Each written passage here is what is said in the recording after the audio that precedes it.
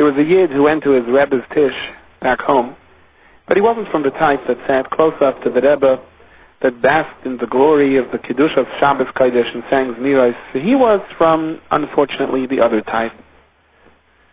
The minority, the few, but those who ironically stand out sometimes. Because instead of joining in, they join out. Joining out? Yeah, they come to join, but not to be part of the Shabbos table, not to be part of the Zmiros, not to be part of the Divrei Torah, not to draw your Shemayim. They come to socialize. They stand outside, socializing, talking. Every once in a while, these few will pop in and join the masses who are absorbed in the Kedusha of Shabbos Kodesh, but not for long. They don't have much patience for that, and it doesn't seem to move them. They're sort of bored with it. Well, this Yid said, I was one of those people. I went to my Rebbe, but I wasn't really there. Later on in the concentration camps, he said, Friday nights, when I lay there shivering cold on the wooden bench, and I closed my eyes, and I envisioned my Rebbe sitting by the Shabbos table, and I envisioned the crowd standing around singing along, the light, the candles, the songs, the Divrei Torah. When I closed my eyes in the concentration camps at night, he said, then I was by my Rebbe. When I was there, I wasn't there.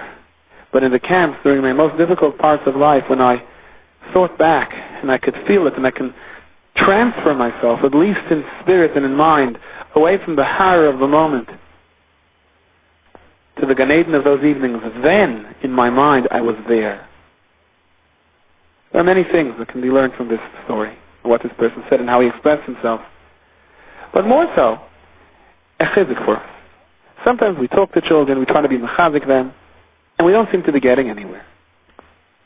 From the perspective of a Rebbe behind a desk, this is sometimes the feeling that often eats away at you and tries to discourage you. Who are you talking to? Who's listening? But somehow, years later, when you meet someone whom you had a shaykhus with, or you tried to have a shaykhus with so many years beforehand, and he says, you know, I remember that story that you said, and I must say it had a tremendous effect on me, and you think, 15 years passed since I told him that story, and he still remembers it? I guess when I thought he wasn't listening, he really was. Or maybe even better. Maybe right then when I told the story, he wasn't listening. But at some point in his life, when he had to close his eyes and to transfer himself out of the situation in order to survive, when he had to think back to better things, when he looked for some type of energy base to draw kayach from, then many years later, he heard the story. That's why the Sotzemus explains, the Father used to tell me, always it says, Al levavecha, on your heart, not bil levavecha. Sometimes the heart is closed. So put it on the heart. Just let it rest there. Eventually, it's going to seep through. The Chidush Yerim wrote to a letter to one of his Chassidim who he was trying to be mechazik. That is found in the pasuk of Shamu el Moshe mikaytzer ruach ume'avayda kasha. Moshe Rabbeinu thought that he was telling Klal Yisrael about a geula. He was telling them, your time of redemption has come. Your troubles are over. But it didn't appear that he was getting the message across. It sounded like they weren't listening to him. But that doesn't mean they weren't listening to him. After all, let's understand this. HaKadosh Baruch Hu told Moshe Rabbeinu to go and tell them about the geula. HaKadosh Baruch Hu knew the result would be V'lo Shamu el Moshe. So why did HaKadosh Baruch Hu tell him to go? And the answer is, it looked like the perception was V'lo Shamu el Moshe. And indeed, maybe right then and there was V'lo Shamu el Moshe. But Moshe's message did seep in. At least it was placed on their hearts, and slowly it would work its way in. And a time would come that it's going to become very clear to them. They may not hear it while they were hearing it. But that doesn't mean that it won't suddenly dawn upon them at some later time. The Leishamu al Moshe, the Chidush Yerim explains, Mikaytzer ruach u'me'avayda kasha. Avayda kasha, according to some shittas, refers to Avayda zara. Mikaytzer ruach, a lack of an ability to be able to stop and think, so that his words can penetrate, to truly absorb it. But it did make its mark. It was Oyser Roshim.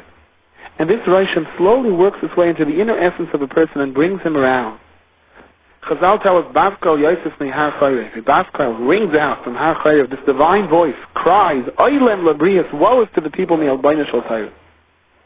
And this is supposed to make a person remorseful about wasting his time, and drives him to start taking his life in hand, begin to learn, begin to daven.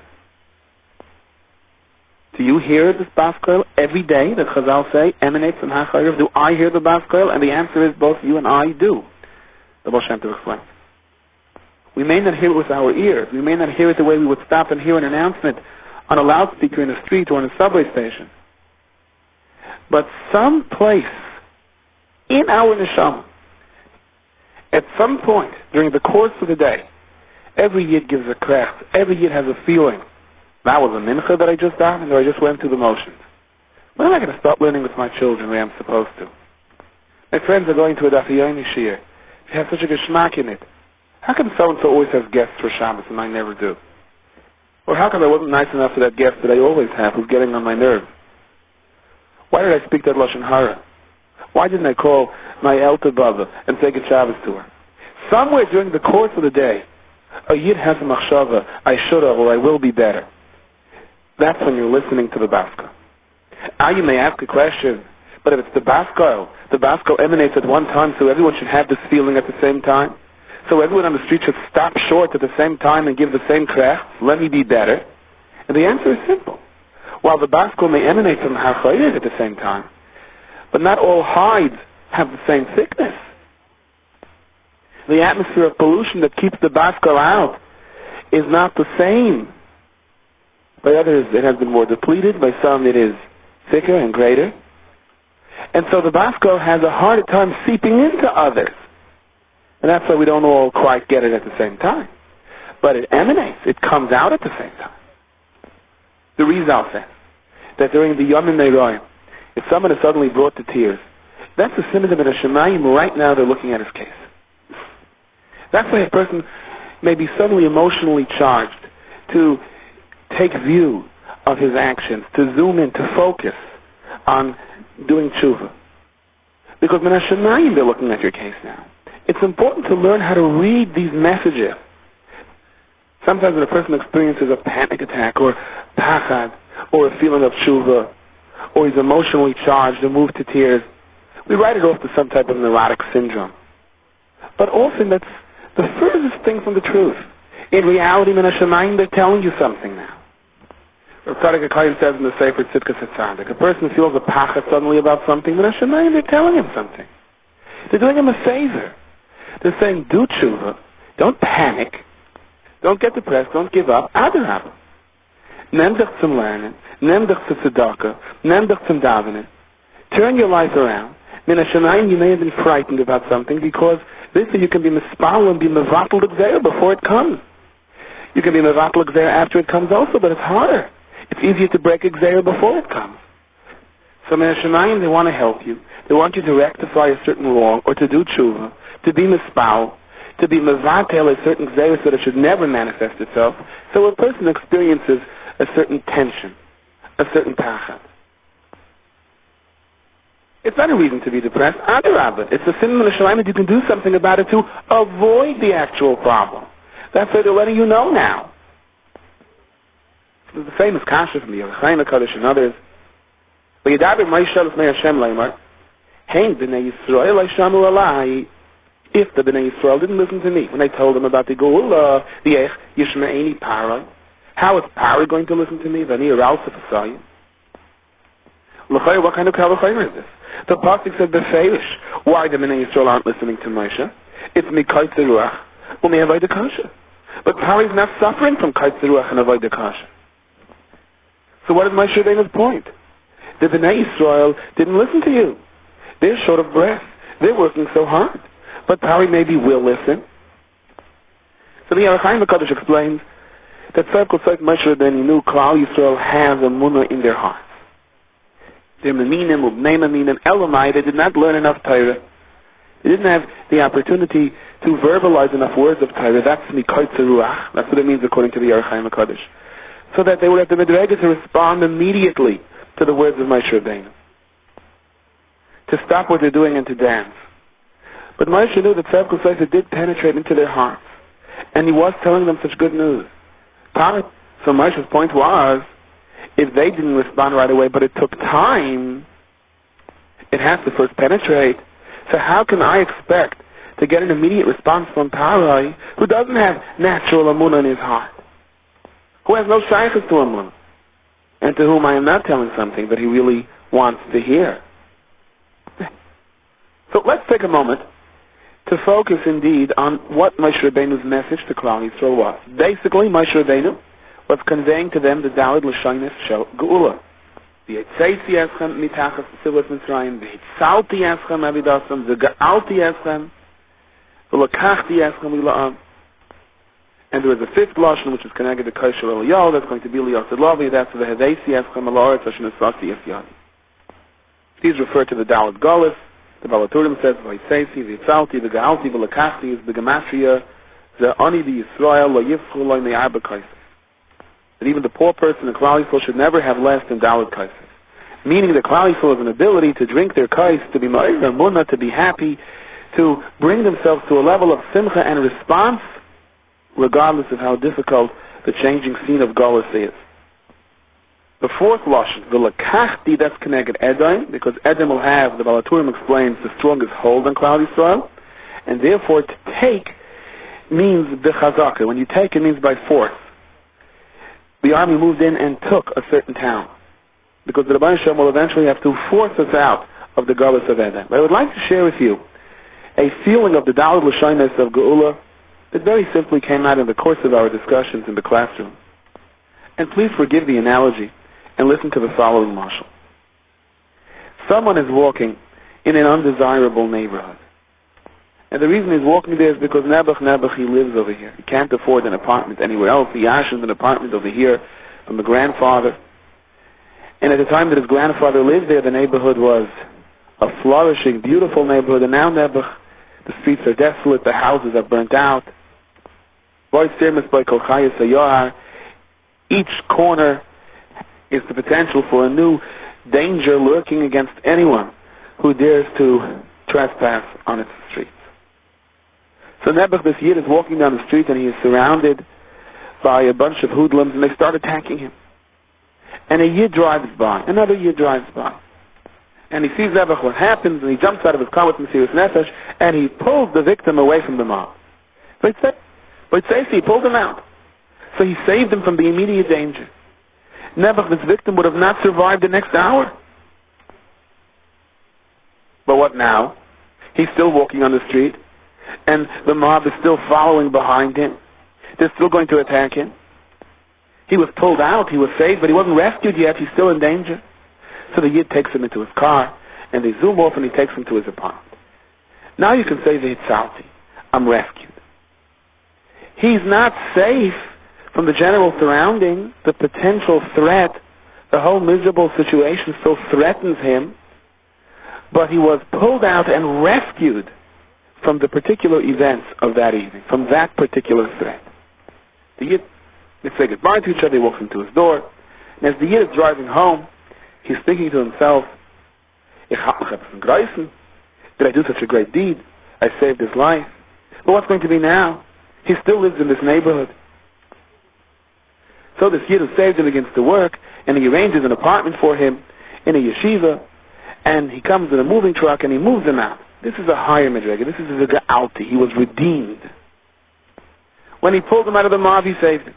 When he brought him home, he rescued him. But by taking him out of the neighborhood, he redeemed him. He removed this whole shibud, this whole mortgage on his life that he was constantly subjugated to. But it's not over yet. So he's redeemed. He now lives in a basement of a yeshiva. He's safe. But who are his friends? What is his schedule? Does he have a job? Does he have any substance to his life? Does he have any meaning?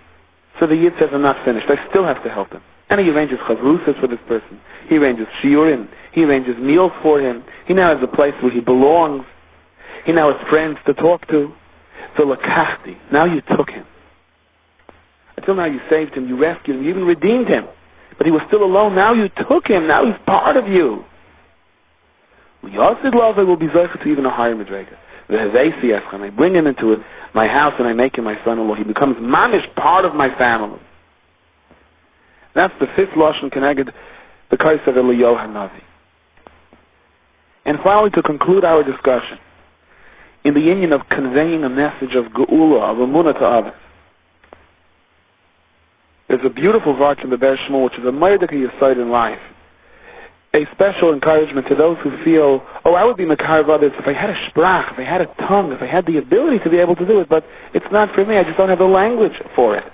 I can't communicate with my children. I've heard that so many times. What did HaKadosh Baruch Hu answer Moshe Rabbeinu? Moshe Rabbeinu asked, Yech yishmieni pari v'ani yiralsa t'soyim. So Moshe Rabbeinu answers, V'yadaber Shem Moshe v'Aaron, V'yitzavenu b'nei Yisrael, v'yopari melech Mitzrayim, l'hoitzias b'nei Yisrael mi'eretz Mitzrayim. What's the answer? Moshe Rabbeinu telling they're not going to listen. Where do we see in the pasuk that Hashem addressed Moshe Rabbeinu's inquiry? What do I do? So Rashi explains, V'yitzavenu b'nei Yisrael, Siva Aleim, Hashem commanded upon Moshe and Aaron, Li'anigem b'nachas v'liz b'leif. Patience and guide them slowly. The Beshmul explains there are two kinds of Rabbanim, two kinds of Megiddah Shiurim. There are those that always have cute things to say. They have a nice booming voice and a very good presentation and a good delivery and good eye contact, and they always have nice mishalim. They may not have the ability to have a direct contact and relationship with the people that are coming to these shiurim. And then you have someone, a Rebbe, a Maggid Shir, a Rav, any person that's makarev others simply through talking to them, simply through conveying a genuine feeling of I care, or kamayim panim al panim kein leiv ha'ada. And because of that feeling of someone cares for me, you have an effect, you have an influence in someone. The Nisayan shows us, says the Beis Shmuel, the second method is far more effective than the first. If the people don't feel that their man cares for them, he can give the nicest drashos and say the most beautiful divrei Torah, but the eloquency of his speech will not manifest itself in an actual change in the hearts of the people. So Moshe Rabbeinu came to the Rebbeinu Shem with a time. This is not for me. I'm in a realm of Asayim. You see, Klal Yisrael didn't listen to me. I can't speak clearly. I don't have a clear transmission. I'm not a speaker, said Moshe Rabbeinu. I'm not the one to lead Klal Yisrael. So HaKadosh Baruch Hu said, V'yitzavenu b'nei Yisrael. Zok Rashi, Tziva aleim la'anhigem b'nachas v'liv b'leisa. It's not the nice speeches or the fancy drashos that are going to be makarev them. Your claim that you don't have the ability to do so is not an impediment to your mission. Show them patience. Show them that you are willing to work for them. Show them that you're willing to care for them. And they will turn around and they will listen to you. Patience, understanding, willing to ride along and showing that one cares is a much more powerful mode of communication than the most eloquent orator who ever graced the podium. The hail, the barad, was a massive makkah. Those who didn't adhere to the warning, those who didn't bring their animals inside the houses, didn't know what hit them. Here was fire and water working together. The loud crashing of the falling barad racked the land. They tried to bring their animals to the stables afterwards, when the makkah already started, those who refused to do so beforehand. But the Midrashim tell us that the hailstones piled up in front of them, forming a solid wall of ice and fire. They tried to slaughter the animals so at least they could save the meat, but as they put them over their shoulders, huge birds of prey came down and scooped them up. Now, the pasuk tells us, despite the fact that the hail broke entire trees and destroyed the crops, even down to the deepest roots in the ground, the achita v'hakusem es lo nigu. But the wheat and the spelt were not struck. They were not destroyed. Why? The pasuk says, Ki afilu eseina. So Rashi explains, the Pashut Pshat is, Ki afilu eseina, that they ripened late. And as a result, they were still tender and flexible. And therefore, with the onslaught of something as solid as ice, they simply bent back and allowed for the ice to pass over them. As opposed to the tougher crops, the trees, even other things that grow from the ground that were stronger, when the ice hit them, they broke. And indeed, there is much to be discussed about this, although it will not be the topic of our conversation in this year. Those that are flexible, those that can bend back in the face of adversity, those that can avoid confrontation, tend to survive in life. Those that are determined always to stand rigid, break. That's a different discussion. I would like to share with you some insights on the second shot that Rashi brings. Rashi brings from the Medrash Rav Tanchum. It wasn't a natural phenomenon that protected the chita and the keseres. It was this type of an onslaught of this unification of fire and ice. Everything should have been destroyed, whether it was soft or whether it was rigid. How then does the Medrash of Tanchuma touch the words ki afilos heina?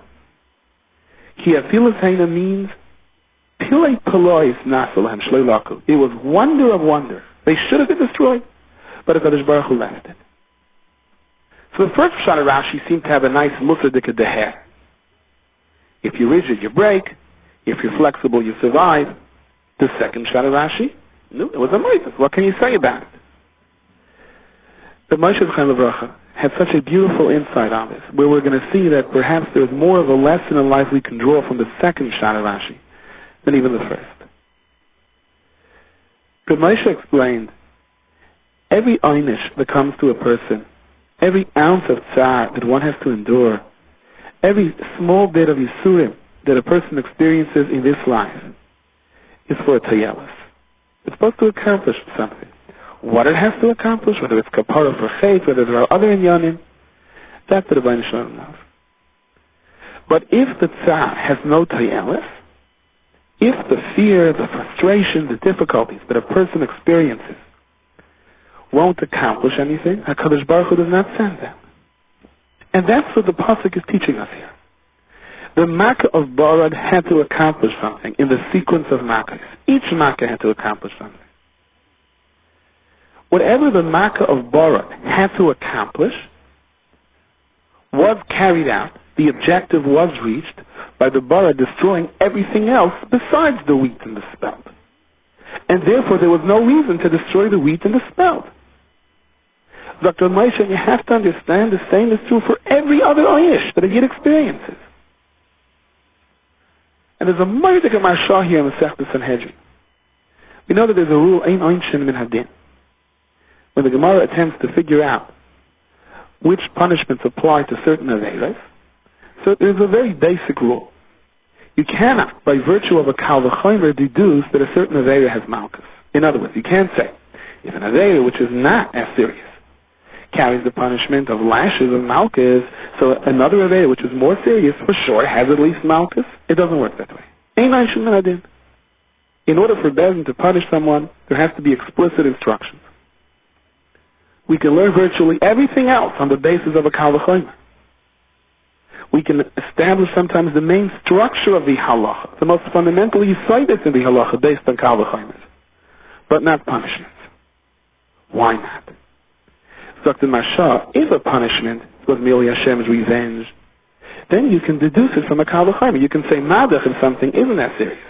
Yet he's punished by Malchus. So if he's an Oiber, a worse Aveira, we should take greater revenge on him, and he should at least get Malchus. But it doesn't work that way. Why? Because punishment is not Nekama. Hashem's Einish, or instruction of Einish to Bezdin, is not a way of taking revenge. It's a purification process. It's a process that has an objective to correct something that went wrong, or other objectives. If the objective cannot be reached through this punishment, then the punishment is not sent. So you can have a sin of a lesser degree, where the punishment is Malchus. Because Malchus, for that person, is going to rectify the pagam on his neshama. On the other hand, if he's over in a Aveira that may be far worse, there wouldn't be any Malchus. Because Malchus, for the Aveira that is more severe, may not reach the objective. It may not accomplish what it has to accomplish. And therefore there's no point in giving him the Malchus. If the Malchus won't purify his neshama anyhow, then we won't do it. So because punishment is a cure, it's not an einish, it's not shaykh to learn how to punishment from a Kal V'chomer. And that's what the pasuk is teaching us here. Hachita v'hasamis lo niku. Ki afilos heina. It was a pilei ploy. HaKadosh Baruch Hu seems to be sending such vengeance on the Egyptians. fire and water getting together, this massive burning fire and a piece of ice wiping out and destroying everything, and then the Kadosh Baruch Hu, in the midst of this tremendous storm, comes down and protects the Chit and the Kesemes. Why? No point in it. No point in the Mitzrayim suffering in this regard right now. It doesn't reach the objective. And that's why it says, Dafka as a Makov Bara, Ki terem tiron mipnei Hashem Elokim. In regard to the Makov Bara, we have Hashem, which is Rachamim, and Elokim, which is Midas Hadin. It's brought down in the Shal Teshuvas Mahdam and Maya Dikavart. Basically the same word that we're saying, that Rav Moshe said. Makov Bara is teaching us that in every Makkah there is the exact combination of Hashem and Elokim. That Rebbeinu Hashem sends down the Midas Hadin to correct situations, and there is Midas Harachamim. The formula is perfect. The Midas Hadin destroyed everything else. The Midas Harachamim saved the Chit and the Kesemes. And it's crucial for every year to understand, although it's easier said than done, that this is true when we encounter the hailstorms in our life. There is Din and there is Rachamim. Everything has an objective. And if there's nothing to be gained by this pain, then it won't happen. And if we can backtrack a little bit and remember what happened when Yosef was sold. So Rashi tells us, the pasuk makes a point of saying that even though Arabs usually carry turpentine or things that don't have a pleasant odor, but Hashem protects the tzaddikim. How did Hashem protect the tzaddikim? Yosef was sold to people that were carrying very pleasant spices and psanim. Now, this is how Hashem protects the tzaddikim. He's thrown into a pit with scorpions. His own brothers are selling him as a slave. He's ripped away in the flower of his youth from his loving father, not to see him for more than 2 decades. He's going to be accused of a heinous crime, tossed into a dungeon. But Hashem protected him. The fragrance was so nice. What does Rashi mean over here? Dr. Chaim Shmulevitz, this is precisely the point. Whatever Yosef had to go through, the Mechira, the pit, the scorpions, the Nisayan, the dungeon, there was a tielis, there was an objective. It was an investment that was difficult, that cost a lot, but it was good for Yosef Atzadik. But HaKadosh Baruch Hu will not punish 1 drop more than necessary. For Yosef Atzadik to smell something with an unpleasant odor, that would have not been with Yosef. So here HaKadosh Baruch Hu stepped in. Here HaKadosh Baruch Hu said, Yosef Atzadik will not suffer 1 drop more than is necessary. So you see HaKadosh Baruch Hu protects tzaddikim. In other words, Yosef saw through this nest, it's not hefker, it's not a free-for-all. HaKadosh Baruch Hu didn't just turn away from him and everything is collapsing around him. The nightmare that he is experiencing is a pecheshbon. Yosef HaTzadik understood, just like he is not forced to endure an unpleasant odor because it's not necessary, that means everything else that he is forced to endure is with a cheshbon. It is with a HaKadosh Baruch Hu's guiding hand. It made Yosef HaTzadik understand that everything else he was experiencing, including the horror of the moment, was also something that ultimately would be good for him. Chazal tell us some of the hailstones are still suspended in the sky. They're going to rain down in the future during the period of Gog and Magog. But again, the Mefarshim points out another lesson over here, consistent with what we're saying. Ba'abarad umatar loy nitach arza. You would imagine that when hailstones fall from the sky, it's gravity that's pulling it down. In other words, it was just tossed over, like when you toss something over a rooftop. You don't control it anymore, it's falling. So even if Moshe would be mispalel, that it should stop, that means no more hailstones will be thrown down from Shemayim. But those that are falling are going to fall. The Nachal Eliyahu points out a beautiful word. The Pasuk wants to make a point of saying when it comes to the punishment and difficulties that anyone suffers in this world, it's not a free-for-all. HaKadosh Baruch Hu doesn't just throw it and walk away and allow for it to fall. It's guided. It's like a guided missile that you control with some type of remote control. At the point that the order is stop, it stops. At the point that the Makov Barad was over, it was over. Nothing would happen extra because it was already in the process. And the Brisker Rav points out that we see this at the beginning of the Makov Barad as well. So the Pasuk says, "Vayomer Hashem el Moshe, Eteyas Yadcha al Hashemayim, stretch forth your hand toward the heavens, Yibarad b'chol eretz Mitzrayim." And there's going to be hail in all of the land of Mitzrayim. All of the land of Mitzrayim means on all of the land of Mitzrayim and everything that is in Mitzrayim. Yet the Pasuk continues to enumerate, to specify, Adam upon man, Behema, Valkolesav Hasoda. Why was this necessary? So the Brisker Rav explains, the Barad didn't just fall, nobody was there. The Barad were guided missiles. They fell only on targets. They fell only on Adam, on the person who was supposed to be hit by a Barad, on the Behema that was supposed to be hit, on the blade of grass that was supposed to be hit. If nothing was there, the Barad didn't fall there. That's what the Pasuk is trying to teach us. Why is the Pasuk teaching us this? Again, the point that we're making. Nothing happens down here in this world.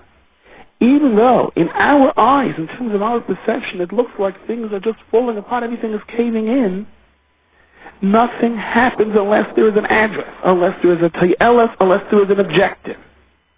And that was the test of the Barad. That's where the Mitzrayim were told, if you take your animals into your house, they're not going to be hit. Why? Not because the roof of the house is protected. What roof could possibly protect this kind of a combination of fire and water blazing down from Shemayim? If you take it into your house, it's going to be protected because the Gzeira is not on the house. It's out of the domain of the direction of this Gzeira. That's why it required a certain amount of amunah to bring your animals into the house. Hayori is Dvar Hashem brought their animals into the houses, into the stables. But by doing so, they were admitting that this world is not a free-for-all. That what was happening was not sheer coincidence. That there wasn't some type of scientific explanation for it. By taking the animals into the house, they were admitting, HaKadosh Baruch Hu said, the Gzeir is destined for this part of the ground, not for this part of the ground. By taking the animals into the house, they were acknowledging that whoever was hit on the outside was not hit by some type of coincidence or some type of amazing display of nature, but by Kadosh Baruch Hu's design. And that's why it was so difficult for many of the Mitzrayim to bring their animals into the house. You can ask a question, who in his right mind wouldn't do it? You've already seen Dam, Tzvadeya, Kina, Morev, you see Mitzrayim falling apart at the seams, and you're told, this is going to happen, this is coming. And here's an Eitzah to save your animals. Why wouldn't they bring their animals into the stables? And the answer is because by doing so, they are acknowledging whatever we discussed until now. And that would ride contrary to their ideology, to their belief. And it was very hard for the Mitzrayim to do that. The Masas HaMelech, based on this Brisker Rav, says a Moira de Kavart. It wasn't the natural phenomena of a shelter that protected the animal. It was the Kadosh Baruch Hu's direction. So Kadosh Baruch Hu directed the Bara to strike only on the fields, not in houses. So if someone would build a house that is a house of Pi Halach, but it's not a house that you can see, for example, he relies on the Halach al-Meshemesina of Gedasik, like by Sukkah, where if the wall comes up 10 tvachim, even though there's no wall in between until the roof, but if it's directly under a roof, it's connected automatically. Within 3 tvachim is considered closed, even though it's not really closed. You can build a sukkah relying on all the leniencies of Pi Halach, where the wall doesn't seem to connect, but on Pi Halach it's considered connected. And you look at something that seems very open and all sides, but it's called a house, on Pi Halach. So, when the Barad falls, there were many places for the Barad to get in. There were many holes over here, but the Barad wouldn't fall into this house, because Al Pi Halach it's a house, and the Kadosh Baruch Hu said, Barad only falls on the field, not in houses.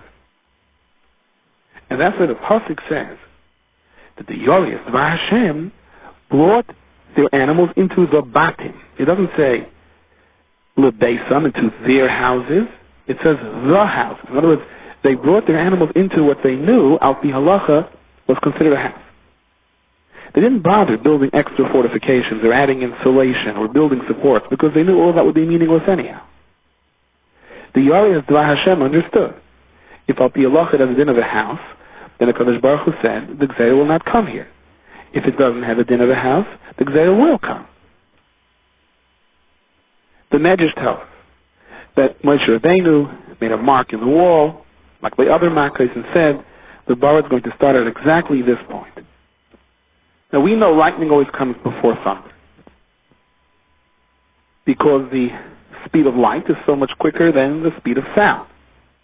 So as a result, even though it happens simultaneously, but in terms of our perception, we're going to see the lightning before the thunder. Yet the pasuk says, "Vashem nasan koilos ubarad," first the thunder and then the barad. Sagt the Malbim, that over here Hashem made a naif that the lightning and the thunder should come simultaneously. Therefore, the pasuk stress is, don't think the koilos came after the barad, but the koilos and barad was all together. If it didn't come together, then the Mitzvah are going to say, how much maybe you were wrong. You said it's going to come at a certain point, and you see it came a second before or a second afterwards. Now, you would wonder, is this really getting the last word on Moshe Rabbeinu? It came a second before or a second afterwards. The whole land of Mitzrayim is being destroyed by hail and fire, but we got you because it didn't come when you said it would. It came a minute before. Why is it such a big issue? The answer is because the Mitzrayim all along argued that the whole thing was just some type of natural phenomenon. It was by chance. Moshe Rabbeinu had to show them everything comes as directed. I once heard from a very chashuv Rav who in jest told me that one of his balabatim once promised a lot of money by an appeal, and when they came to collect, he kept pushing them off. He's not ready. He never really meant it. And finally someone said to him, Dan Vart is ish kan Vart? And he answered, oh man, Vart is a Vart. That's just the point. It stays a Vart. Wenn ich zog, blab gezogt. There's a saying in Yiddish.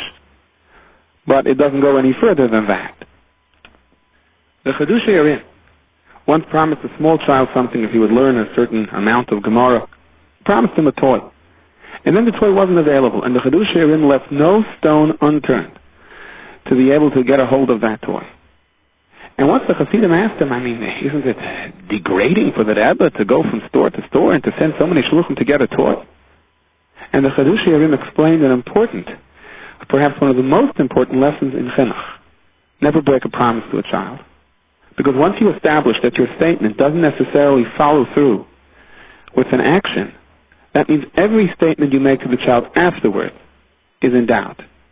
And whether you fulfill them or not, you don't have the level of security that you have before. And you also teach the child that when he in turn promises something, that doesn't necessarily mean that it has to be followed through with reality. I'm not being Moshe Nefesh myself for a toy, I'm being Moshe Nefesh myself to honor a commitment. The emissaries are people in life, you can physically see them give you something and you're still not sure you're getting what you want. There's just a sense of mistrust. And then there are others who tell you, okay, I'm going to do it, and that's it. You don't have a drop of doubt in your mind afterwards. It's as good as done. Rav Shlomo Chaim gives us a murdica understanding of a medrash at the beginning of Parshas Vaeira. Now we know at the end of Parshas Shemais, Moshe Rabbeinu complained to HaKadosh Baruch Hu. Moshe Rabbeinu complained, Lama hariyoseh la'am hazeh. Lama zeh shelachthanu. Why did you send me for? Umeyazbasi al Paris, when I came to Paris, l'daber b'shmecha, heira le'am hazeh, v'hatzaloi hitzalta samecha. Things are even worse. He didn't save your people. And this is considered somewhat of a chet.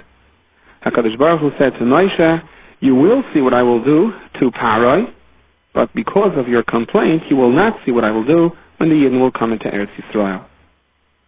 And even though, of course, the Mefarshim explain that Moshe Rabbeinu's main taina was Lamazeh Shelachtani. Moshe Rabbeinu blamed the lack of a successful negotiation for rescue on the fact that he was a messenger.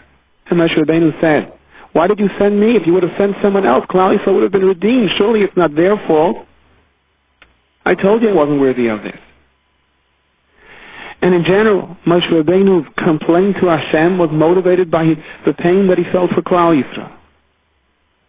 But despite all of this relative to Moshe Rabbeinu's Madrega, this was considered a time. Why did you complain? Hashem promised you that your mission to power is going to result in an exodus.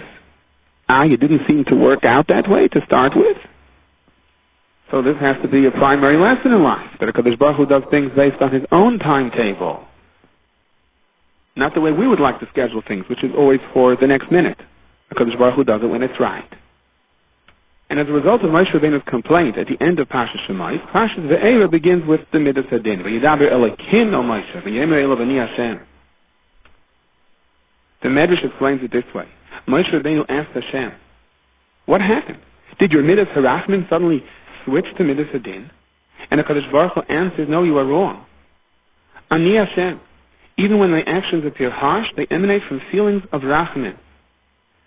And you are unlike the Avos. The Avos never complained, even though I appeared to them only with the name of Shakai, Shin Dalet and the Yud, and never revealed to them my name, Hashem, which is the name of rachamim, which is the name of fulfilling promises. The Avos never witnessed the fulfillment of my promises to them, and yet they did not complain.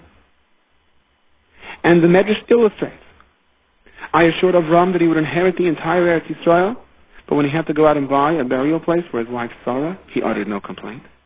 I promised Yitzchak, live in this land and I shall be with you. Yet when he needed drinking water, the shepherds of Gerar disputed his right to the well. Nevertheless, he did not voice a single complaint. I said to Yaakov, the land in which you lie I will give to you and to your children. But when he wanted to erect his tent, he had to buy a field, and he had no second thought and did not question me, as you did. My father used to quote the Mefarshim and say that the greatness of the Avos was they didn't even question the machshava. Not only didn't they verbalize any complaint, in machshava there was no question. So we're told that to the Avos Hashem appeared the Kale Shakai with the Shem of Shin Dalet and Yud. The Shwab from the Zach explains Al Pashtus, even though he says that there are many secrets and slides, of course, to understand the Kale Shakai as opposed to our perception of the Shem Hashem. But he says we can understand this in a very practical way. A rich person goes over to a poor person and he says, I am giving you $1,000. I don't want to give you the cash. And he shows him a bank book. He says, I opened up an account in your name and there's $1,000 in the account. The poor person did not see a single penny over here. Yet he's elated. He sees the account. The money has already been deposited in his name. It's there. He runs home, he's jumping for joy. He tells his wife, we have $1,000, we can pay up our bills, we can live, we can pay the electric bill, the phone bill, the lights aren't going to go out. We've been redeemed. His wife says, I don't see a single cent. I don't even see a check. He says, it's even better than that. The money is already in our name. And the wife refuses to believe him. The wife says, until I see that money, don't show me any bank books. I didn't understand bank books. I didn't understand finances. I want to see money. But the poor person says, look, I don't understand too much about finances, but I know when you have a bank book and $1,000 in your name, I don't have to see the money. The bills are as good as paid. When the others received the promise from Hashem that they were going to get the land of Canaan, that was as good as a bank book, that was as good as an account that was opened in their name and the money had been deposited.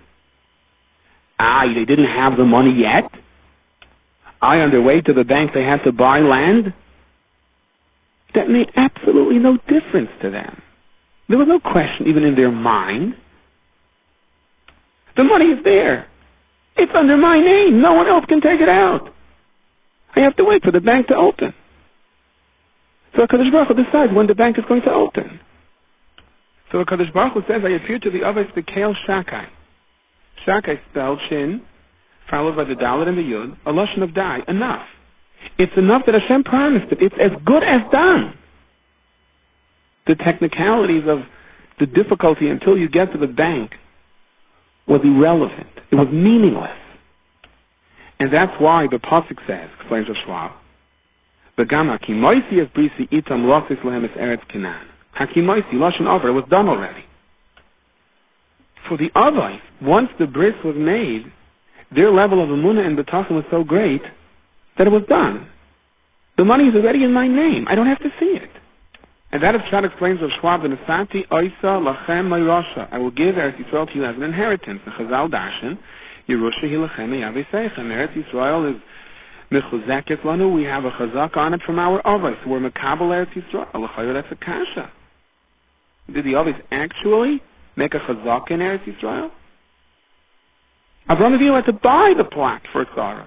Yitzchak had to pay and argue for the water. The teretz is, because in their hearts, their emunah was so strong that what HaKadosh Baruch Hu said is as good as done, and the timetable is irrelevant, that is up to HaKadosh Baruch Hu when we can go to the bank and pick it up. It is as if they were actually makabelit. If there was any doubt in their mind, or any resentment, or any question, even a machshava and a chanami, it cannot be considered a chazaka from the Avos. But there wasn't any. and therefore one could inherit a bank book. And perhaps this is the reason that the Shem of Shin, Dalet, and the Yud appears in any mezuzah. As we leave our homes in the morning, and we encounter the difficulties of the day, we're supposed to remember the emunah and the betachin of the Avos. We're supposed to remember that Sof Kol Sof, ultimately we will see how Hashem's promises and Hashem's protection is there all along. We don't understand it. We don't have to understand it. It's enough that Hashem promised. Do this, and at the end it's going to be good. Do this, and you'll be kind of olam haba. You'll be kind of menucha forever. But I don't see the money in my hand. If you had the bank book, you wouldn't worry that the money is not in your hand. That's what the mezuzah is. It's enough. It's enough that Hashem promised. Your reward is as good as cash. Don't let the temporary difficulties on the way to the bank disrupt your feeling toward HaKadosh Baruch Hu. Now, it's interesting that some Sefer points out that we have to understand the Seder over here, how Parshas Shemais ends and Parshas vaeira begins. Moshe Rabbeinu's complaint comes toward the end of Parshas Shemais. 3 psukim before the end of Parshas Shemais is where Vayashav Moshe al Hashem, Vayomer Hashem, Lama Hariyaysa Lama Zeh Lama Zeh Shalachtan. One before the last pasuk in Parshas Shemais, Umayas Basi Al Pari L'Daber B'Shmecha, Heira Lama Zeh V'Hafta Lo Yitzalta Samecha. Then, the last pasuk in Parshas Shemais is HaKadosh Baruch Hu's initial response to Moshe Rabbeinu. Vayomer Hashem al Moshe. Now we know when it says Vayomer, that's midas harachmin. Vayedaber is midas hadin. Vayomer is soft talking. Amir is lashon raka. And Vayomer Hashem al Moshe. Hashem is midas harachmin, as opposed to Elikim that is midas hadin. And HaKadosh Baruch Hu says to Moshe Rabbeinu, At Sirash HaSe'esu L'Fara Ki B'yad Chazaka Yishalchem U'B'yad Chazaka Yigarshem Yarsai. Now even though there is somewhat of a punishment within these words, you will see what I will do to Paroi, but you won't see what I will do to the land of Canaan. But on the surface, the initial response, Kaviyachol of HaKadosh Baruch Hu, is one of Rachmim, one of mercy. Don't worry, Moshe Rabbeinu, have patience. You will see the great wonders and miracles in Mitzrayim. That's the end of Parshas Shemais. Then you have the beginning of Parshas vaeira. And it continues with HaKadosh Baruch Hu talking to Moshe Rabbeinu. And over here the pasuk says Vayedaber. Parshas vaeira begins with Vayedaber as opposed to Vayomer. Vayedaber means a much more strict kind of response. And it says Vayedaber Elikim, Midas Hadin El Moshe. And the HaKadosh Baruch Hu gives Moshe Rabbeinu Musa. The Avos didn't do this to me. Some Sefer HaKadosh Baruch Hu, Kaviyachol B'Yatzma, is teaching us a moiridik lesson that's not the lesson when it comes to giving someone Musa. If someone does something wrong and you initiate your response by screaming at the person, you lost him. The initial response has to be a clarification of love, a clarification of Rachmanim. Vayomer Hashem al Moshe. Moshe Rabbeinu, I know that you're speaking only out of pain for Klal Yisrael. And have patience. You will see Moshe Rabbeinu. There will be great wonders in Mitzrayim. Be mechazik the person. Understand the way he feels. Support him. Address his concerns.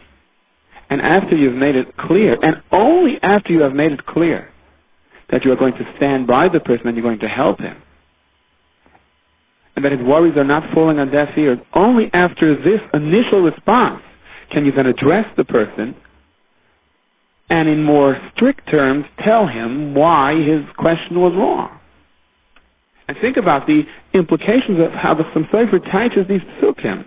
How many fights, how much strife can be avoided between spouses, teacher and student, employee and employer. How do most relationships break up? There's usually a big fight, the Makkah B'Patish, the final dish throwing episode.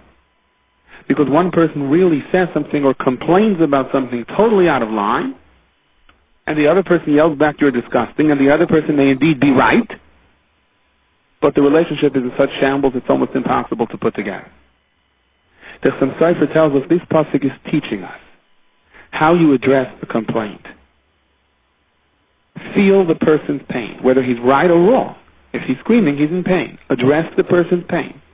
When you've made it clear you're willing to address what concerns the person, then you can, if not should, present your feelings on that person's attitude and how he's responding and how he's complaining.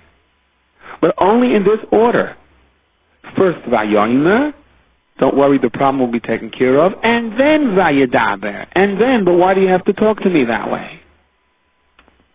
And if we can understand perhaps the some cipher, going a step further, this is how a Yid has to respond when he receives Musar from a Kadosh Baruch Hu. How does a Yid receive Musar from a Kadosh Baruch Hu? Well, a person runs into a situation where things are difficult for him. So, be honest, there's a little bit of a contradiction here. On the one hand, Chazal tell us, if a person sees that he's afflicted with difficulties, with pain, yifashvesh b'maisav, he should do some thorough soul searching, look through his actions.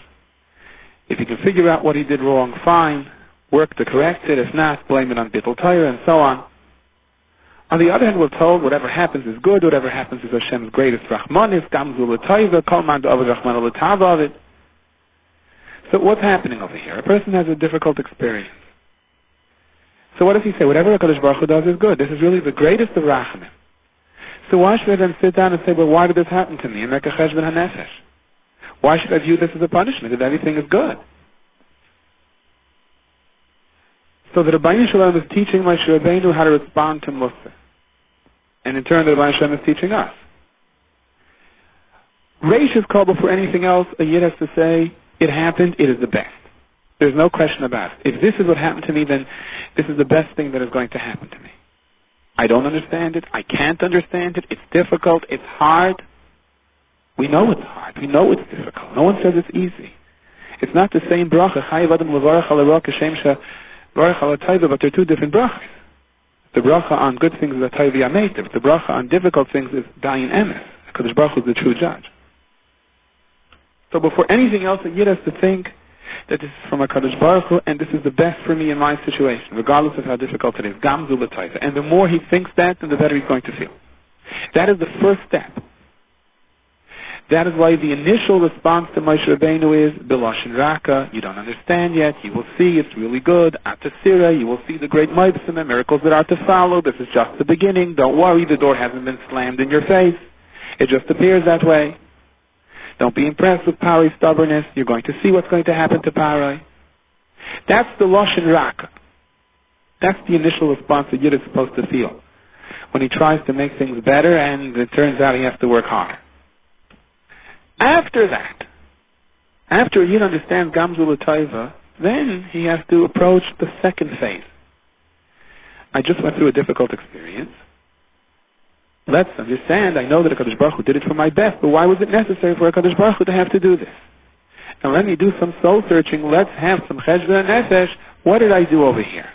It could be what you did is irrelevant. This was just bashert. It's min hashamayim. It has to do with the previous Gilgal. But it could be that there is something that you did that triggered this. But if a child's hair is caked with mud and wet cement, it's very painful for the mother to comb it out. What the mother is doing is nothing but an act of love. But the child has to think, now what did I do to get into this mess to start with? So the first phase has to be HaKadosh Baruch Hu is combing out my hair with love. That's vayomer. The second phase, the Yid has to think about it in terms of midas hadin. Now HaKadosh Baruch Hu has to do something which is difficult for me. It's a thorough cleansing. It hurts to be cleaned in this manner. What did I do that triggered this so that this cleaning is necessary? It's not a steer, it's not a contradiction. And in a sense, that's what the Pasuk is teaching us over here. Moshe Rabbeinu is suffering the tsar of Klal Yisrael. And the Medrash says HaKadosh Baruch Hu said to Moshe Rabbeinu, I know it's not your own pain that cries out, it's the pain of Klal Yisrael. So let me teach you how you deal with pain. First, understand that it's Rahmanis, that nothing is Hefker. Then go to the second phase and try to figure out what you can do to correct the situation so it's not necessary again. A friend of mine went to be Mekayim the mitzvah of Kibbutz Av, and he took his father, who wasn't feeling well, down to Florida for a week. And they were walking together on the street, and they passed a monument. It was a Holocaust monument. And his father looked at it sort of disapprovingly. He said, people don't understand what we went through.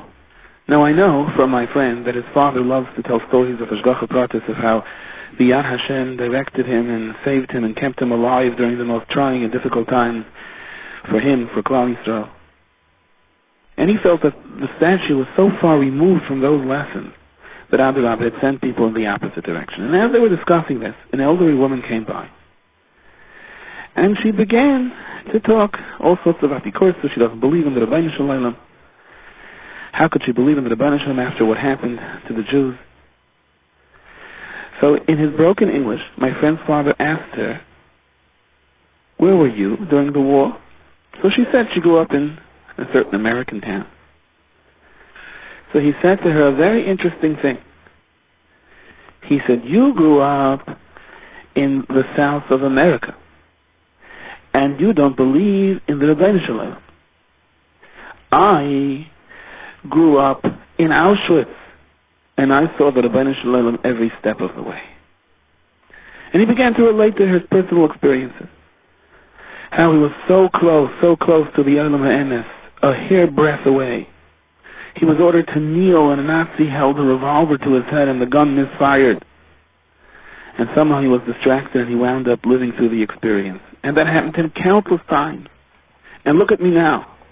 I survived, kneeling on the floor with a revolver to my head. And now I have children, and Ein Lekoch, Baruch Hashem, flourishing over here. I saw the Rebbeinu Shalom in Auschwitz, I saw the Rebbeinu Shalom after Auschwitz, and I see the Rebbeinu Shalom now. But you didn't see him, you don't see him. The Chassam Sofer says a moyer dike vart. After the pasuk gives us the four lashonos of Geula, then the pasuk says, after you will experience the entire Geula, and you'll be completely redeemed, you know what's going to happen? V'yedatem, you will then know, ki ani Hashem Elokeichem, hamoitzi eschem mitachas sivlos Mitzrayim. When a person sees open miracles, then he says, there's a Rebbeinu Shalom in the world.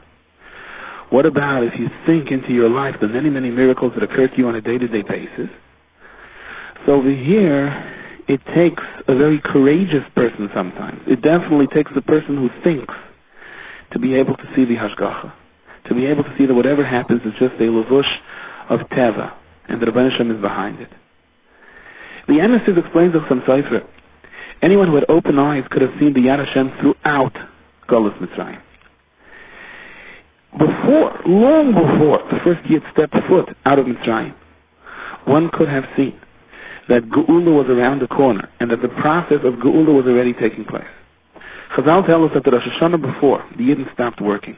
Now, people that are minding the Hashgacha Torah said, Pari is no longer forcing us to work. HaKadosh Baruch Hu has made life easier for us. HaKadosh Baruch Hu is paving the way for our survival. However, there were Kitane Amuna, there were those who didn't see the Yad Hashem. They were toilet in a mikra, explains the Chassam Sofer. As if to say, well, Pari is distracted, he's now having political problems because the economy of Mitzrayim is being hit so hard, and therefore he decided that we shouldn't work so hard now. Pari decided, they said, he's going to be a little bit more politically correct. He's under pressure.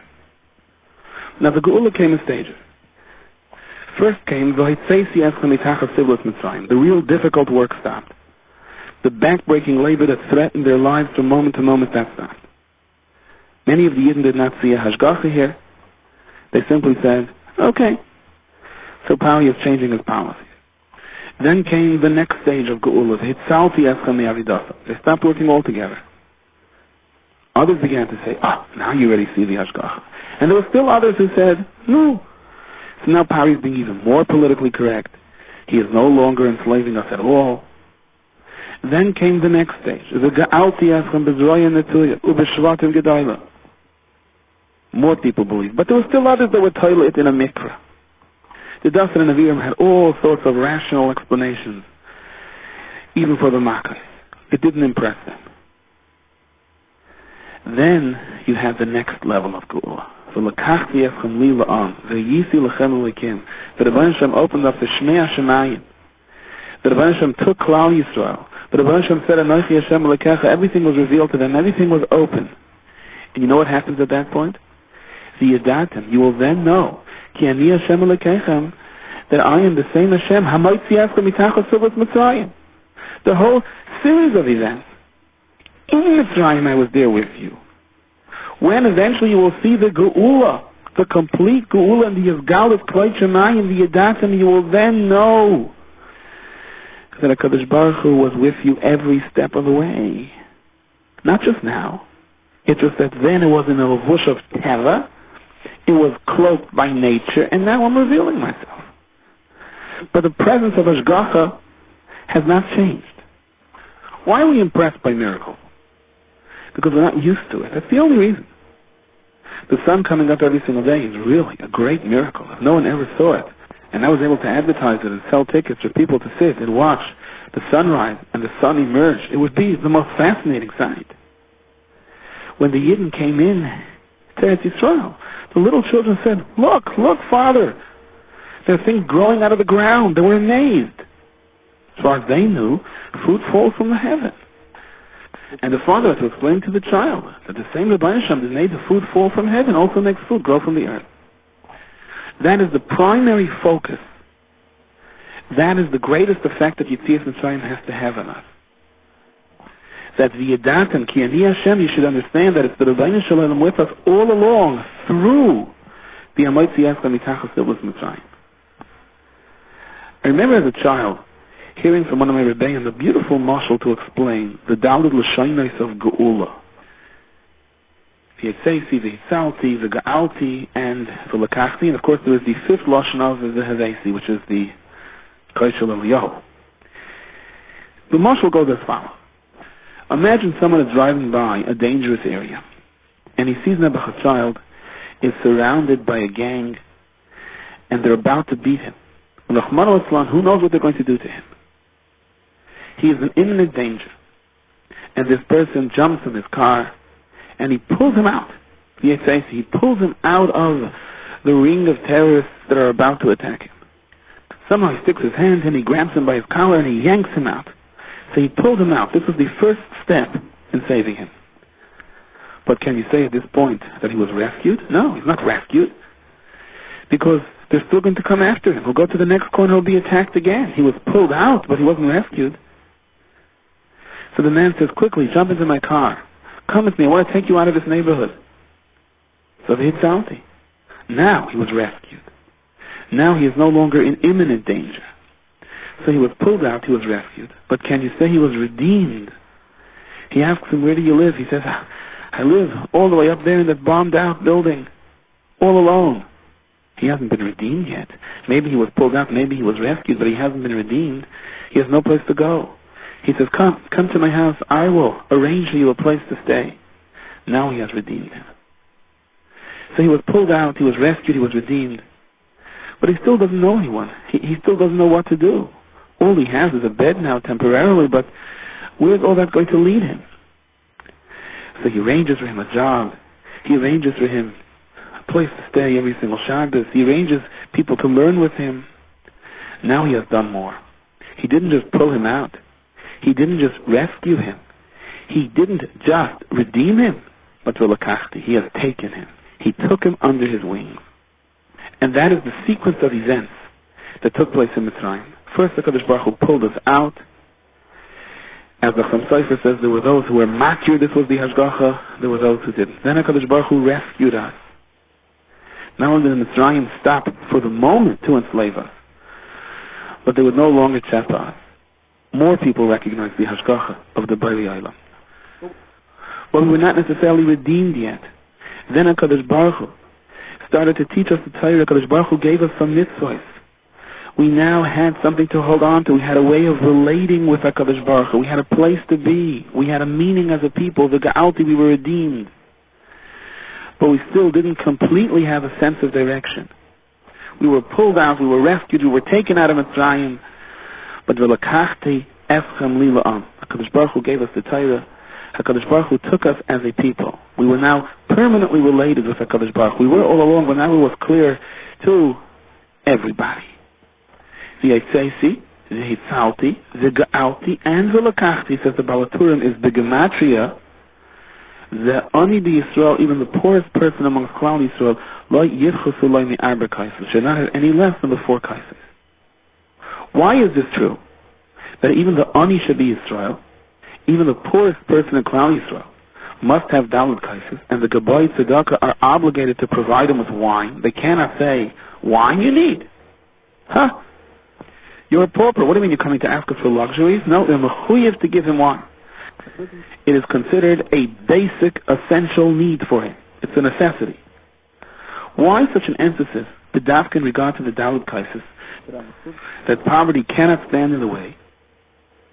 And where the Balaturim says the whole Dalit Hashoyne Shel Geula seems to be Gematria, seems to be directed b'davka of the Ani Shabi Yisrael, that he shouldn't have less than the Dalit Kaisis.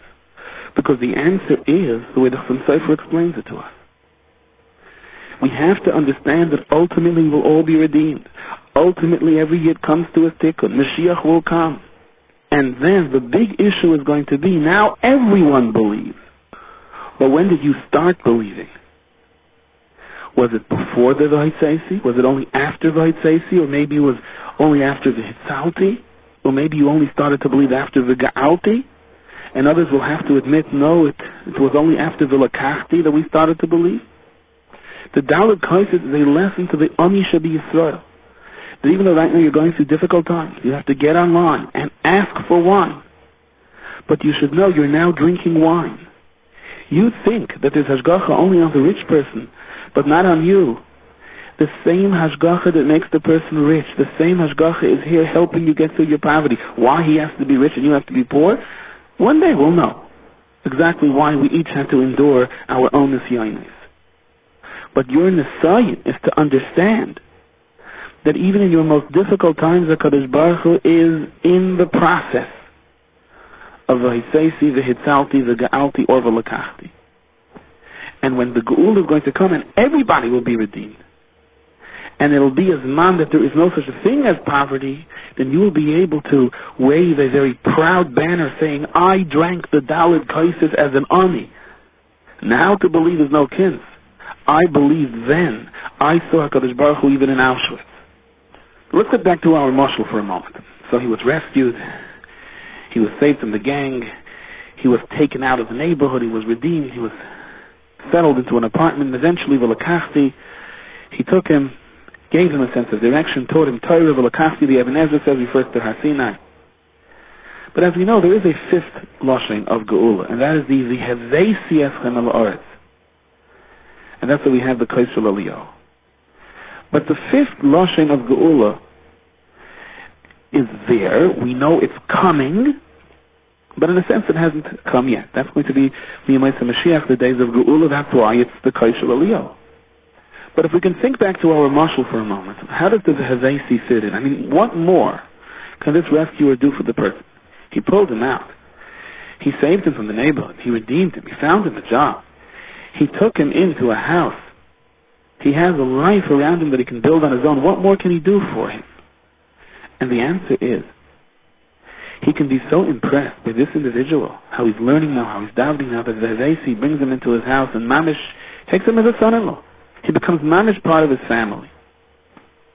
Now the Yochaim HaKadosh asks the kasha, how could have the Yidden been promised V'hevesi eschem al ha'aretz?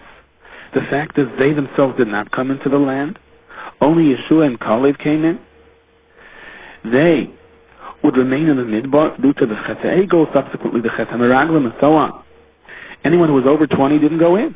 So how could the pasuk say these were not the people who were brought in? It was their children who were brought in. Zakti Yochaim HaKadosh.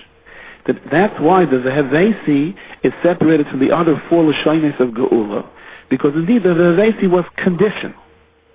And it's murdered meduyik in the lashon of the pasuk. The pasuk first begins L'chein amar l'bnei Yisrael ani Hashem v'hitzesi eschem mitachas sivlos Mitzrayim, the first of the lashonos of Geula, followed immediately by the hitzalti eschem, the ga'alti, and the lakachti. No conditions. This was a promise. This is what HaKadosh Baruch Hu said, I am definitely going to do for you. Now, we don't go straight to the V'hevesi. What is in between the four lashonos of Geula and the eventual V'hevesi? This pasuk that the Chassam Sofer stressed. V'yadatam ki ani Hashem Elokechem v'motziecha mitachas sivlos Mitzrayim.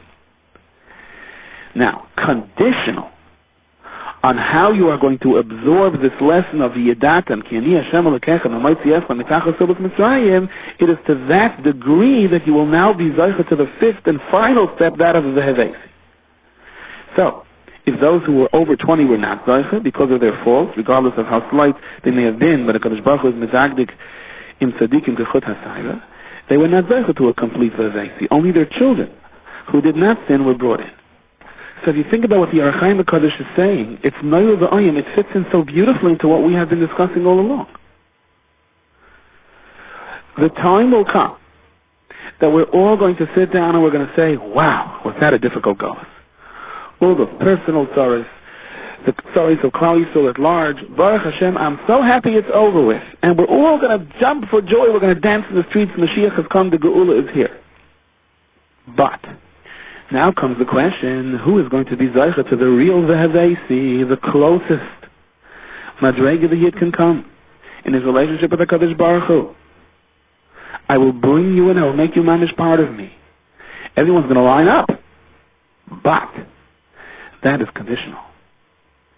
Between the four Lashonos of Geula, you have the pasuk of Yadatem K'ani Hashem Elokechem and Leitzi Eschem Mitachas Siblas Mitzrayim. HaKadosh Baruch Hu is going to ask us, don't fool yourself. At what point in the course of your life, I understand a person goes through Nisyanis, and he has his ups and downs, but at one point, you have to be makir enough so that you can say, V'yadatem, I now know retroactively that it was a HaKadosh Baruch Hu that was with me all along. When did you reach that hakara? When did you realize that HaKadosh Baruch Hu was there with you? Not everyone is going to be zeicha to be the son-in-law. You're going to have to be worthy of becoming mamish part of the family. And that vehevesi, that fifth step, is going to be contingent on the extent of your personal V'yadatem K'ani Hashem Elokechem.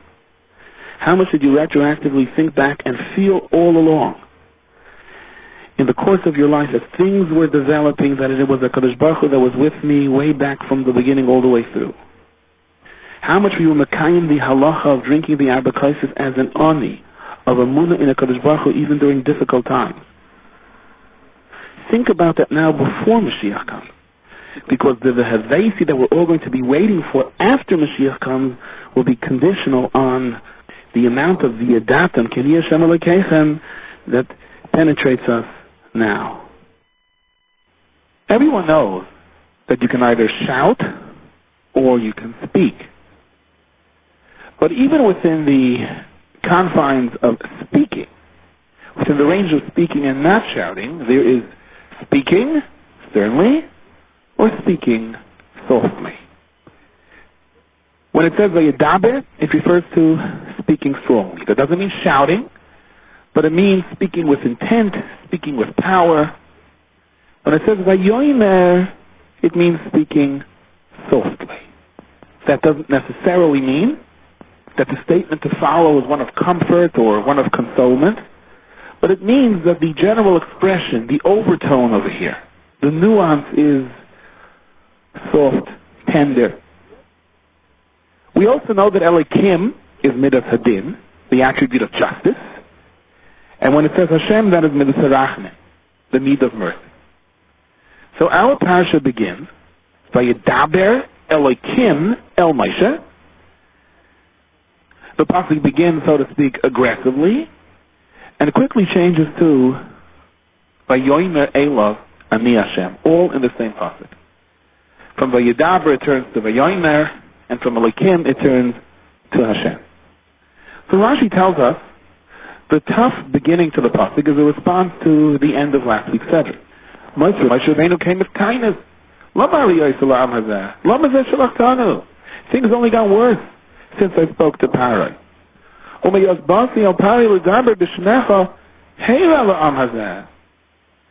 He made it even harder for Klal Yisrael. He is oppressing them even more. You didn't rescue your people? And so that question, that taina to the Rebbeinu Shalom triggered the Midas Hadin, Rashi tells us. And therefore the response to that is Vayedaber Elokim El Moshe. But how do we explain the turning back almost immediately to Midas Harachmin, Vayomer Elav Ani Hashem? The Ohr HaChaim HaKadosh says in one of the pshatim that this is exactly the message. The Rebbeinu Shalom says, are you accusing me of Midas Hadin? Don't you know that regardless of how difficult things seem on the outside, that it's all Rachamim? In other words, this is part of the criticism. Moshe Rabbeinu was criticized, so to speak. We have to remember we're talking about Moshe Rabbeinu, but on the level of what the pasuk means, there was some degree of criticism over here, and the criticism was precisely this: how can you say, or even suggest, that I am too strict with Klal Yisrael? What appears to you as being too harsh, by Yoimer Elov Ani Hashem, the Rebbeinu Shem said to Moshe Rabbeinu, this is Rachamim Gemurah. This is the best thing for Klal Yisrael. You may not understand it now. To you it appears ironic.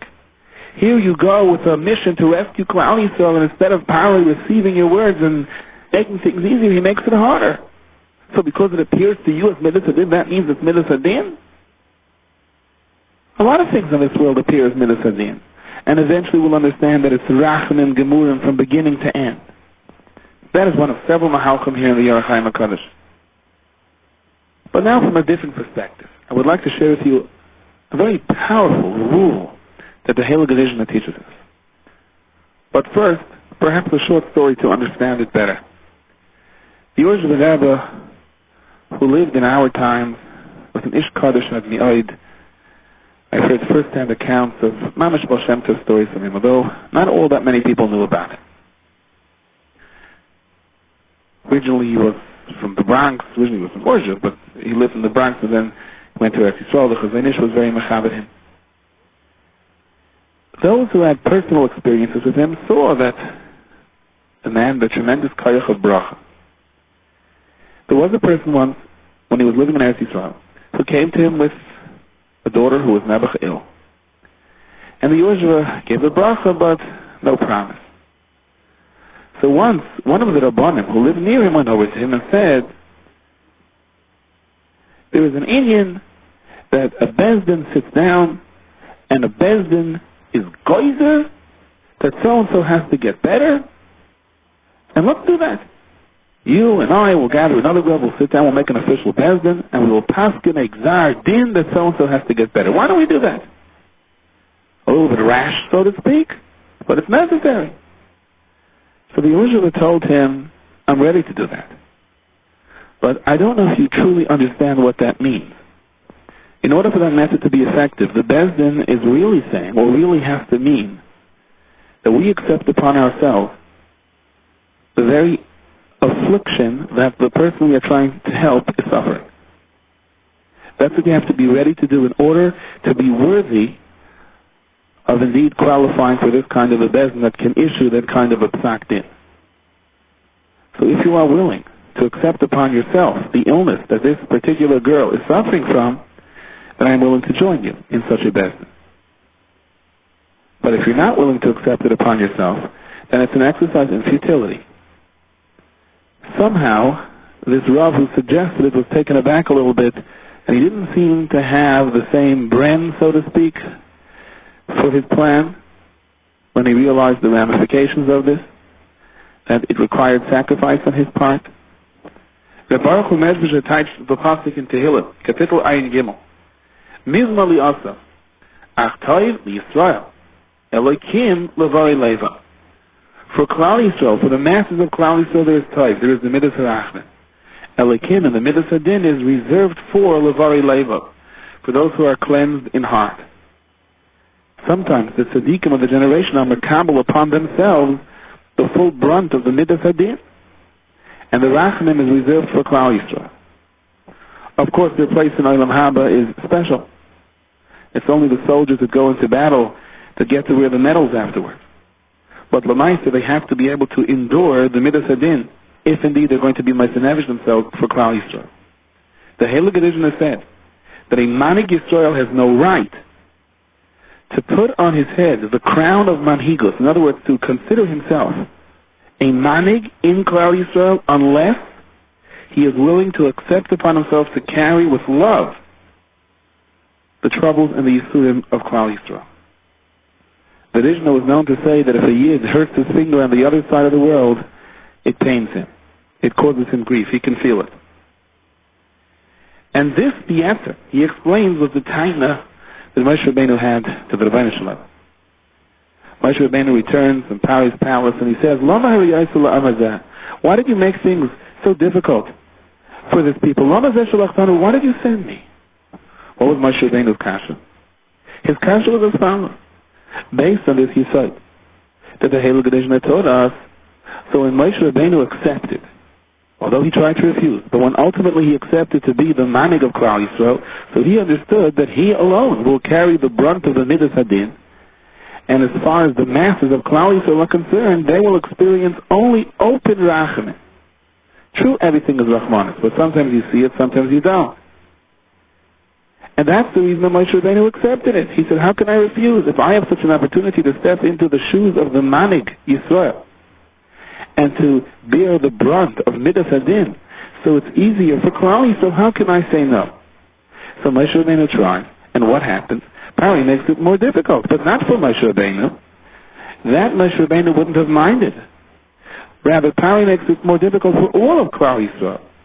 And this is Moshe Rabbeinu's taina. Why did you make it so difficult for the people? Why did you send me for?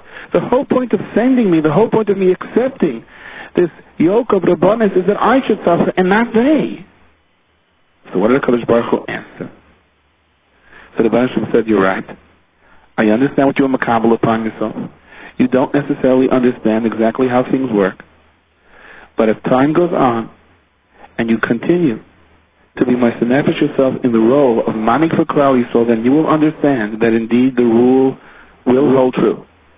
It will be, and this is the Kadosh Baruch Hu's response, it will be Vayedaber Elokim. The Midas Hadin will be reserved El Moshe, and Vayomer Elov Ani Hashem. As far as the rest of Klal Yisrael, they will soon feel the manifestation of the Rachamim, and they will be Zeicha to the Geula. The Avnei Nezer, the Sachat Shavah, once asked, Shabbos is the source of life for the world.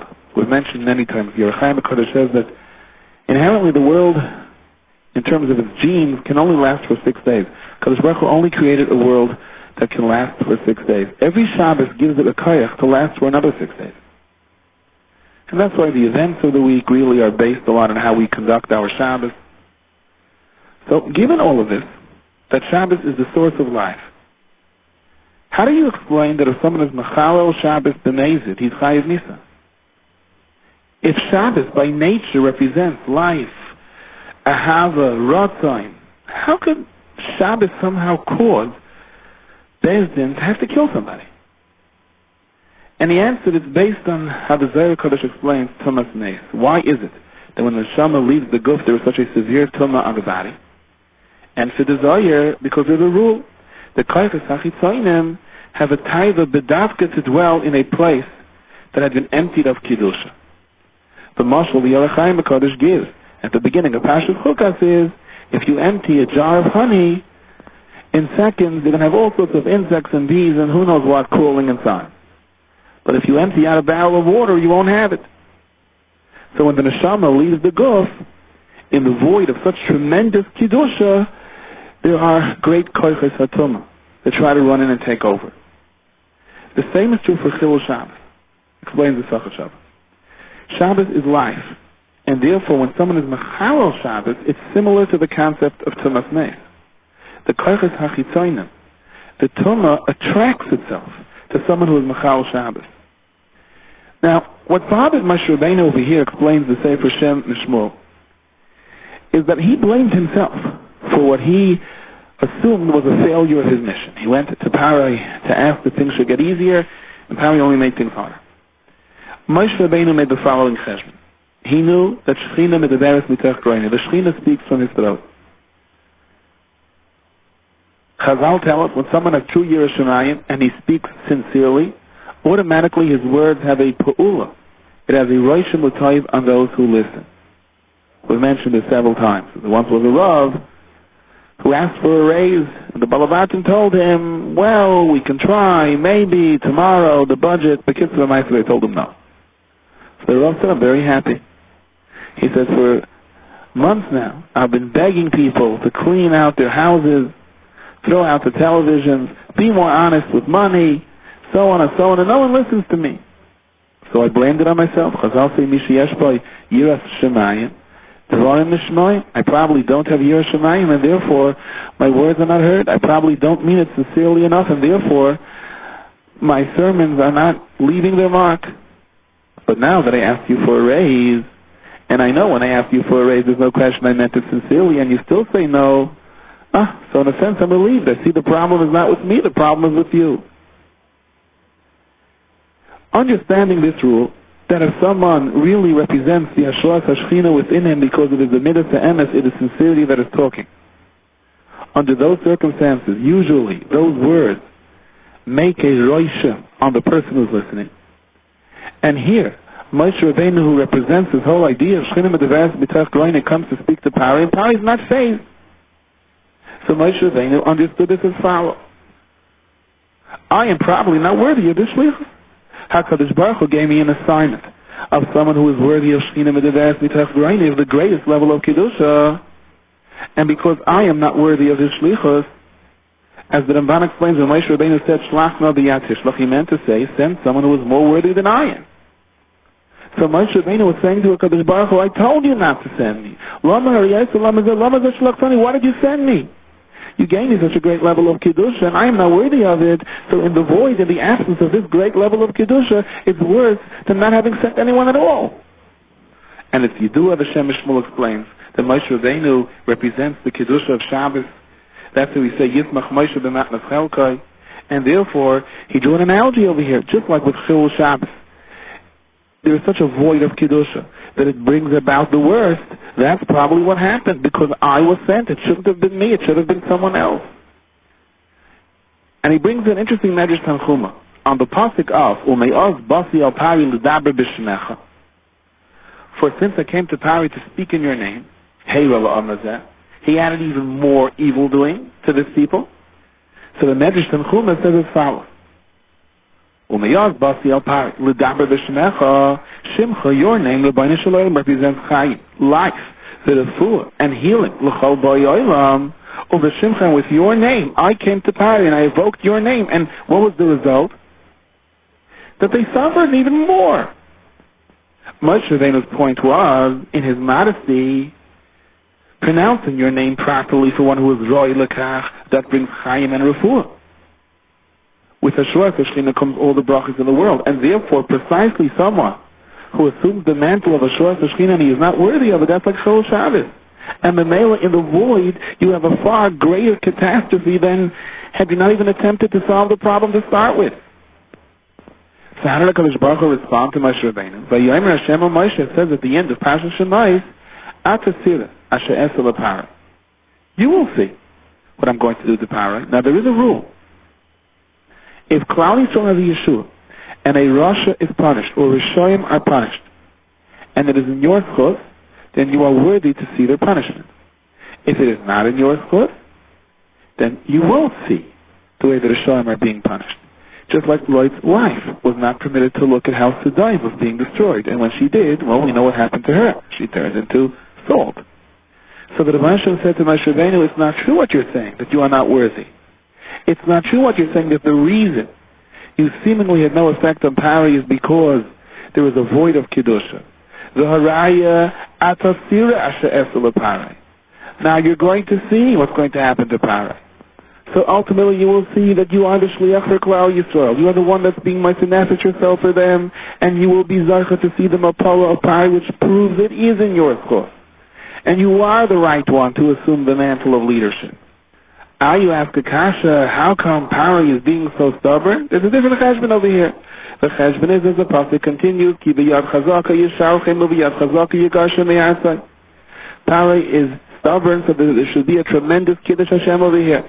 And the world should experience the 10 makkos which correspond to the Asara Memori Shenivra Ha'olam and the Asara Sadibus, as the Sfas Emes explains, which is going to be the basis, the foundation of Amunah for the entire world, and for Klal Yisrael B'frat. Now the Atasira, now you will see, was really somewhat of a punishment. For Moshe Rabbeinu was told, as Rashi explains, yes, now you will see the Mapala of Pari, but you will not see the Mapala of the 31 kings, for you will not be Zecha to go into Eretz Yisrael.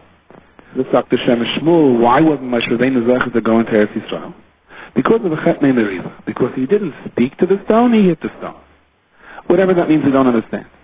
But relative to the Medreg of Moshe Rabbeinu, there was a hairline mashu of Chet over here, and as a result, the Eibusha said to Moshe, you see, you attack a not Zecha to go into Eretz Yisrael, to see the Mapal of the Lamed Alf Malach. So don't say in this instance that the mistake is you shouldn't have been sent, that you are lacking in your madrega. The proof that that's not the case is va'ata sira. You will see what happened to Para. Because there is no pagam at all over here in the etzem idea that you were picked to be the leader and you're carrying out of your mission. When there will be a pagam, then you will know about it. But don't assume that on your own, in any event.